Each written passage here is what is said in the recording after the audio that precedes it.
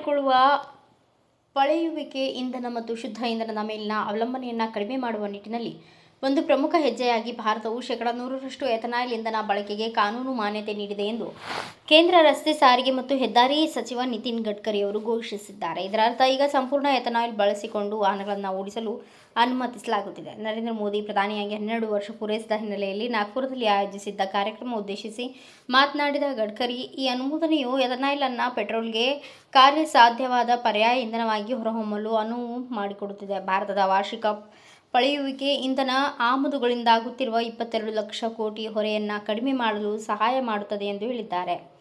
ಈ ಸಂಬಂಧಿತ ಆದೇಶದ ಕಡತಕ್ಕೆ ಶುಕ್ರವಾರ ರಾತ್ರಿ ಸಹಿ ಹಾಕಲಾಗಿದೆ.